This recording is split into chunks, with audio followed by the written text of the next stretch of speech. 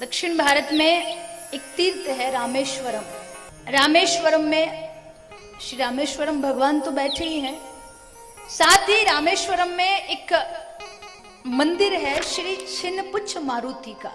और वहां जो हनुमान जी बैठे हैं ना, वहां उनकी पूंछ टूटी हुई है, टेढ़ी हुई है।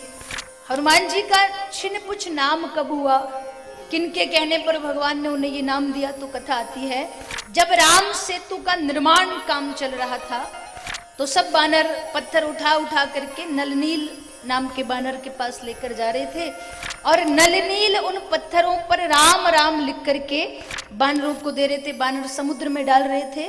देखा गया एक छोटी सी गिलहरी दौड़ करके जाती, समुद्र के जल में अपने शरीर को गीला करती, बालू रेत पर लौट मारती और फिर धीरे धीरे चल करके आती और जहां बानर पत्थर बिछा रहे थे वहां अपने शरीर को झरझराती।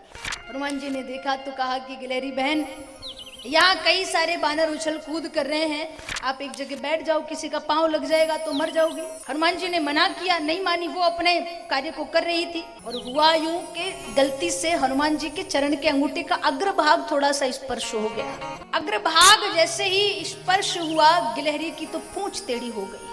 बड़ा दुख हुआ, दौड़ करके राम जी के पास गई। प्रभु, मैंने सुना है आपके दरबार में तो सबकी अपील होती है, मेरी भी एक विनती है, मेरी भी एक प्रार्थना है। आज आपके चलते मुझे किसी ने कष्ट दिया है, आपके चलते हम छोटे मोटे जीवों पर अत्याचार हुआ है। भगवान ने कहा क्या हुआ? बोले देखो, मैं यहाँ सेतु के कार्य में हाथ बटा रही थी, वहां मेरी पूंछ टेढ़ी कर दी। किसने करी? बोले पहले आप मुझे वचन दो कि जिसने भी मुझे ये कष्ट दिया है आप उसे दंड देंगे। राम जी ने कहा जरूर दूंगा। है कौन? बोले आप ही का एक भक्त है हनुमान। गिलहरी कहे मुझे तो बड़ी पीड़ा हो रही है। तो पहले तो भगवान ने अपने हाथ पर बिठाया, उसके शरीर पर हाथ फेरा तो गिलहरी का दुख दूर हो गया।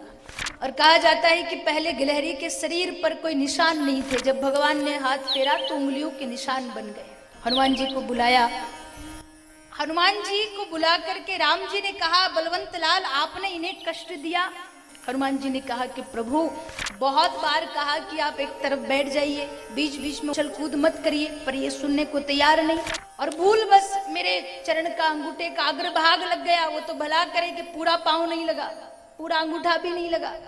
प्रभु ये बताइए इनका वहां क्या काम? हम तो सेवा कर रहे थे। तो भगवान ने पूछा कि आप वहां क्या कर रही थी? तो गिलहरी ने हनुमान जी को चिढ़ाते हुए कहा, ये ठहरे बानर मंदमती, ये क्या जाने, मैंने देखा कि नुकेले पत्थर ये राह में बिछा रहे हैं और जब मैंने आपके कोमल चरणों को देखा ना राघव जी, तो मुझे लगा ऐसे तीखे पत्थरों पर जब आप चरण रखोगे तो आपके चरणों में घाव ना बन जाए, इसलिए मैं तो उन नुकीले पत्थरों पर बालू रेत का बिछोना कर रही थी कि आपको कोई कष्ट ना हो। जब ये भाव देखा हनुमान जी की आंखों में आंसू आ गए और कहा प्रभु, अब जो गिलहरी बहन कहे आप मुझे दंड दीजिए।